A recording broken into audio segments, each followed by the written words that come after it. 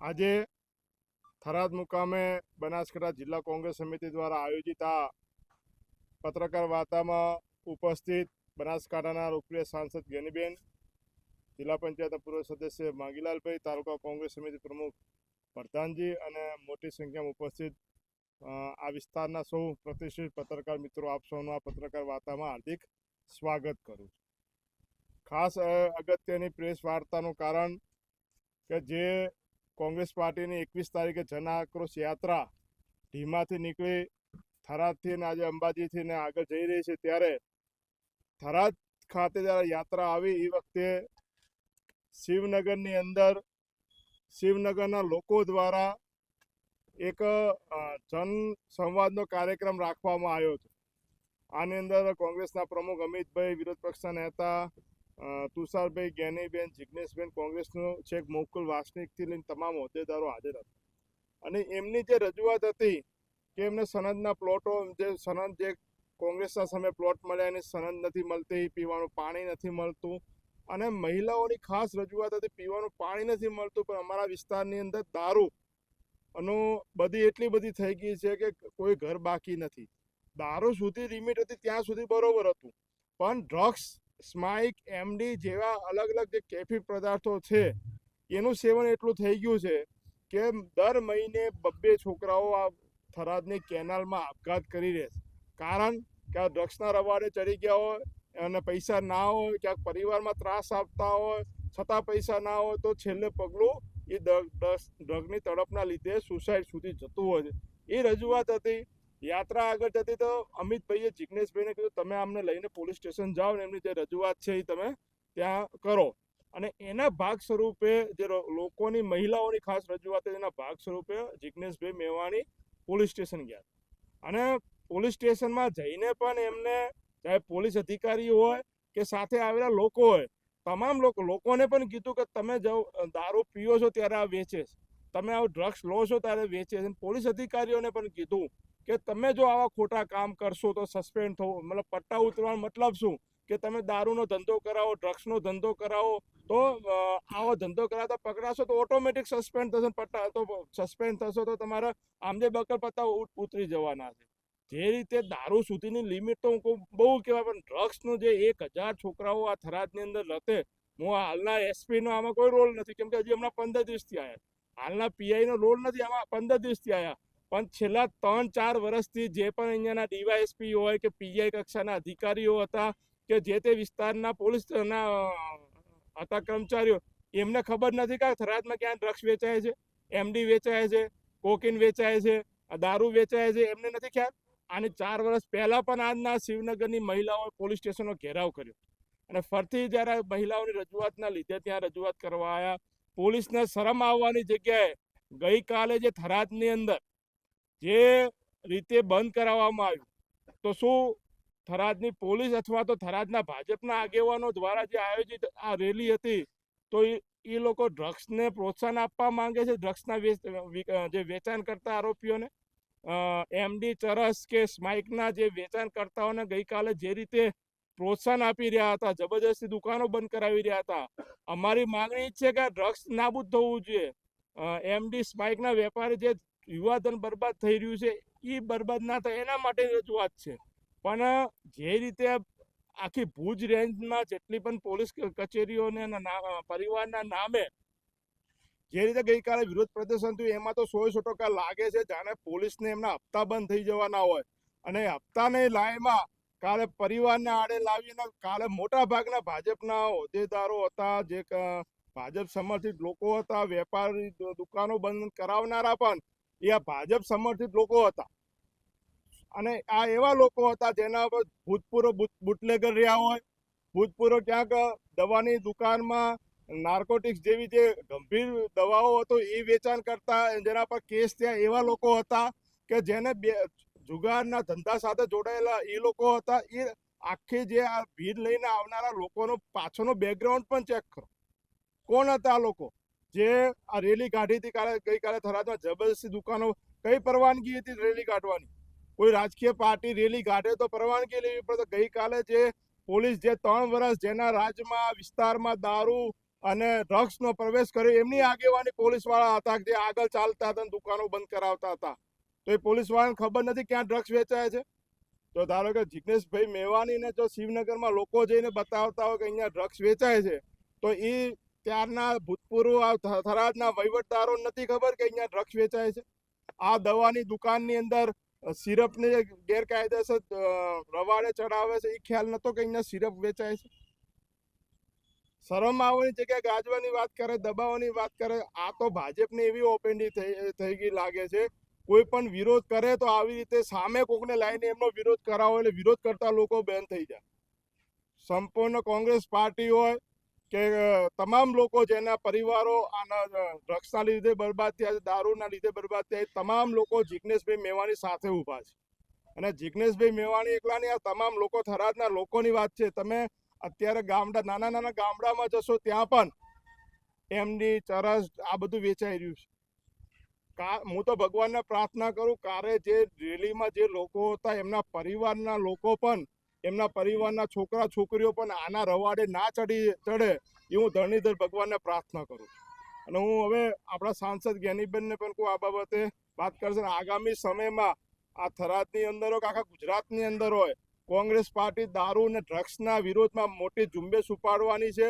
અને એમાં જે પણ સંડોવાયેલા અધિકારીઓ હશે કે જે પણ આરોપીઓ હશે, કોઈ આ ડ્રગ્સના વેપારીઓની કોઈ સમાજ હોતી નથી, દારૂના વેપારીઓની કોઈ સમાજ હોતી નથી. એ માત્ર અપરાધી છે. એ અપરાધી પોતાના એક પરિવારનું ભલું કરવા માટે આ વિસ્તારના હજારો પરિવારને બરબાદ કરી રહ્યા છે.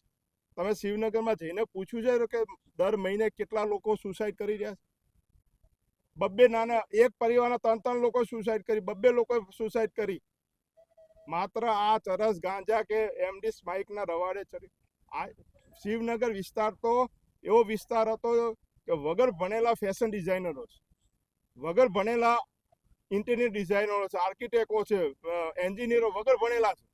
એમની પાસે કલા હતી, એમની પાસે ભરત ગૂંથણની જ કલા હોય, લાખ લાખ રૂપિયાની તો સાડીઓ બનાવીને વેચે છે. એવા વિસ્તારને અત્યારે ડ્રગ્સનું હબ બનાવી નાખ્યું, દારૂનું હબ બનાવી નાખ્યું. એકલો એ નહીં પણ આખા અત્યારે તો જ્યાં પણ સ્કૂલો કોલેજોની આજુબાજુમાં અત્યારે આખા ગુજરાતમાં ચાલી રહ્યું છે. બનાસકાંઠા જિલ્લાના 1200-1300 ગામમાં કોઈ એવું ગામ નથી જ્યાં દારૂના અડ્ડા નથી. આ કોને સરકારને ખબર નથી, ગૃહમંત્રીને ખબર નથી. ગૃહમંત્રી કહે છે મને તમે કહો હું ત્યાં રેડ પાડશું. તો આ જિગ્નેશભાઈએ કીધું, ખુલ્લું કીધું, શિવનગરના મહિલાઓ સાથે રાખી અહીંયા વેચાય છે. તો જવાબદારી એમની બનતી હતી. પણ આખું એવું બનાવવામાં આવ્યું વાતાવરણ કે જિગ્નેશભાઈએ પોલીસ અધિકારીઓ માટે, જિગ્નેશભાઈએ સ્પષ્ટ કીધું છે કોઈ પણ અધિકારી ભ્રષ્ટ છે જેના આધારે આ ધંધા ચાલે એમને ઓટોમેટિક જો ખરાબ કામ કરે તો સસ્પેન્ડ થશે, તો ઓટોમેટિક એમને વર્દી ઉતરી જ જવાની છે. એ વાત હતી, રજૂ કરી હતી. પણ ગઈકાલનો જે રીતે આખા ગુજરાતનો માહોલ બનાવે છે, તો અમે કોંગ્રેસ પાર્ટી વખોડીએ છીએ. અને અમે ડ્રગ્સને ગમે તેટલો વિરોધ અમારા કોંગ્રેસ પાર્ટીના કાર્યકર્તાઓના આગેવાનો કરાવવા, દારૂ ડ્રગ્સના વિરોધમાં અમારી લડાઈ ચાલુ રહેશે. હું જ્ઞાનીબેનને કહીશ કે આગળની પ્રેસ કોન્ફરન્સ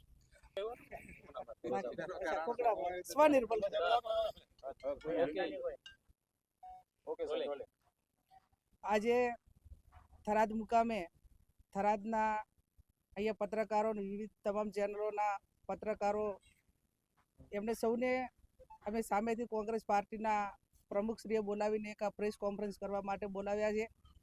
સૌનો આભાર માનું છું. 21 તારીખે જન આક્રોશ રેલી એ ઢીમા ધરણીધર ભગવાનના દર્શન કરીને કોંગ્રેસ પાર્ટી અલગ અલગ તાલુકાઓમાં લોકોના જે વિવિધ પ્રશ્નો હોય એ પ્રશ્નોને વાચા આપવા માટે અને જે રજૂઆતો આવે એ સરકાર સુધી પહોંચાડીને એનું સોલ્યુશન થાય એ ઉદ્દેશથી આ જન આક્રોશ રેલીનું આયોજન કરેલું હતું.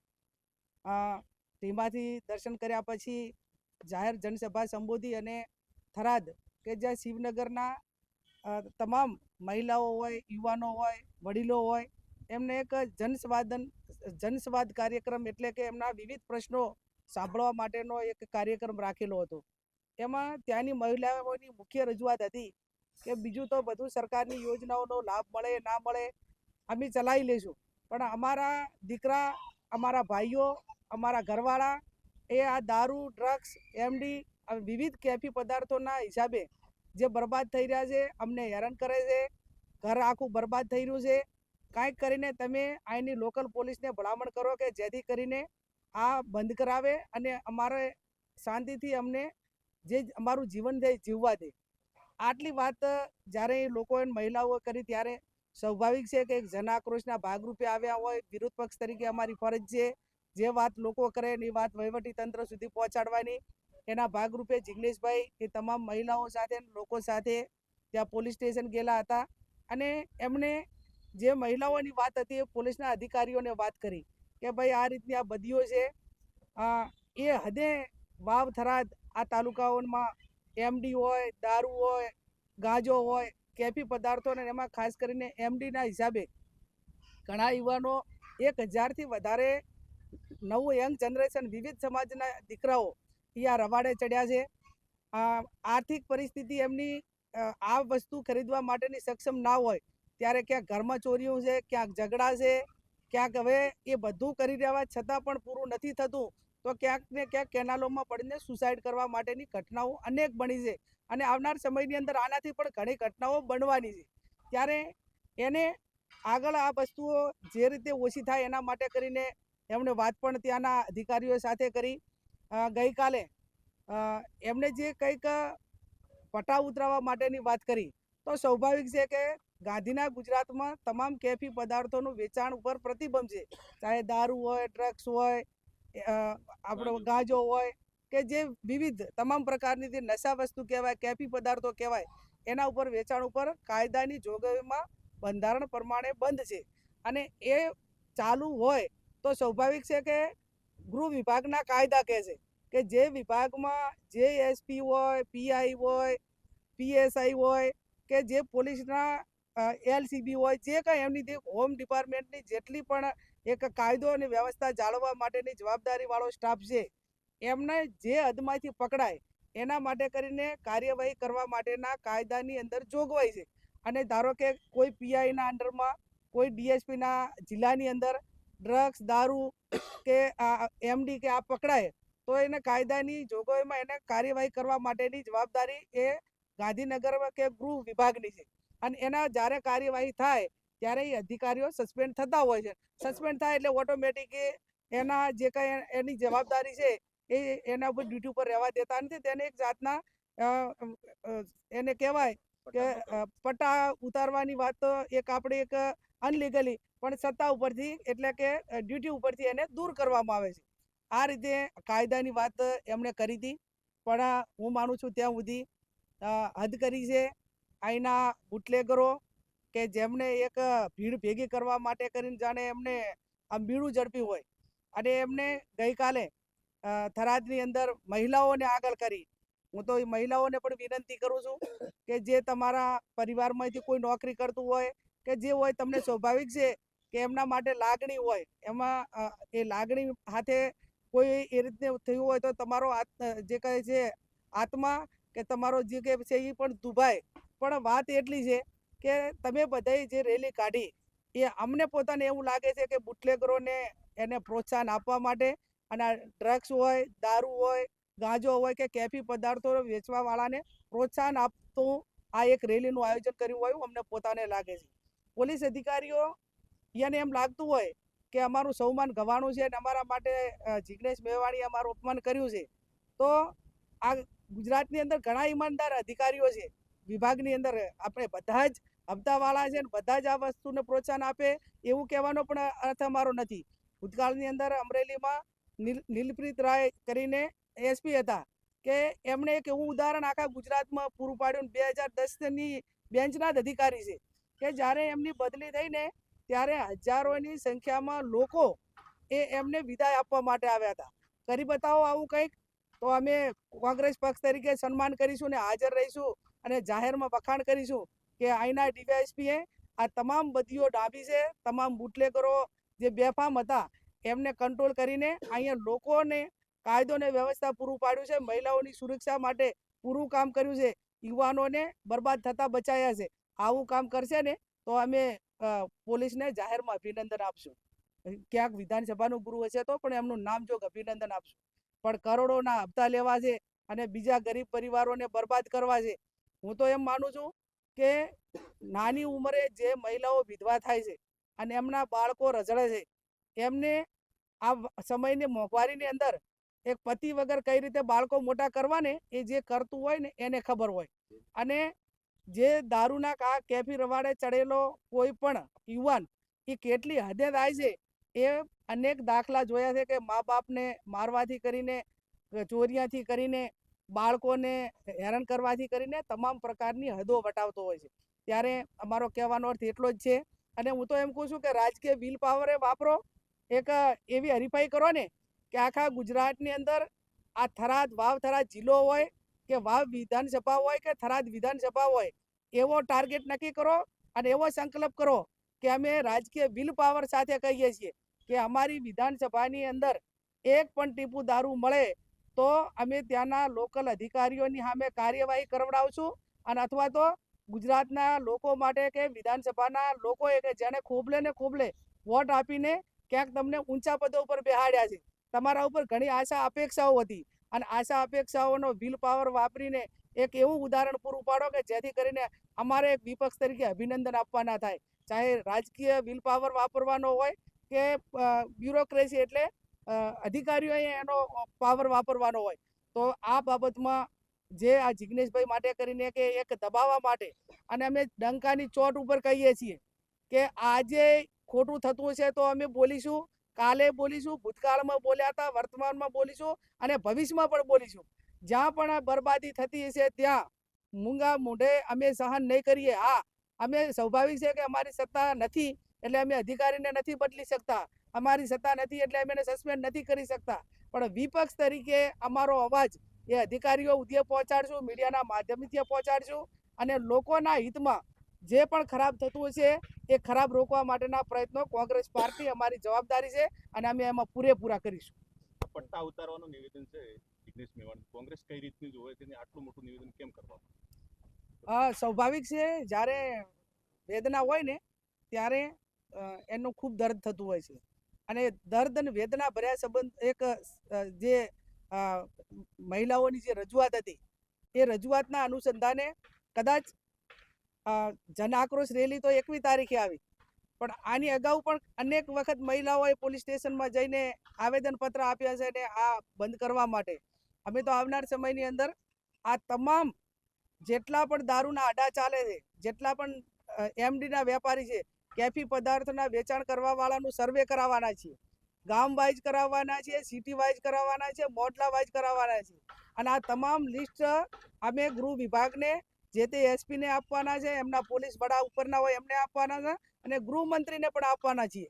અને છતાં પણ કંટ્રોલ નહીં થાય તો અમે ગાંધી ચિંધ્યા માર્ગે ચાહે ધાર્મિક લોકોનો સહકાર લેવો પડે, ક્યાંક અમારે પોતે વ્યક્તિગત રીતે છેક નીચે લોકોને સમજાવીને આ બધીઓમાંથી બહાર કાઢવા માટેના પ્રયત્નો કરવા પડે, કે જે કરવા પડે એ અમે આવનાર સમયની અંદર આ કરીશું અને લોકોને અને યુવાનોને આ બરબાદીમાંથી બચાવવા માટેના પૂરેપૂરા પ્રયત્નો કરીશું.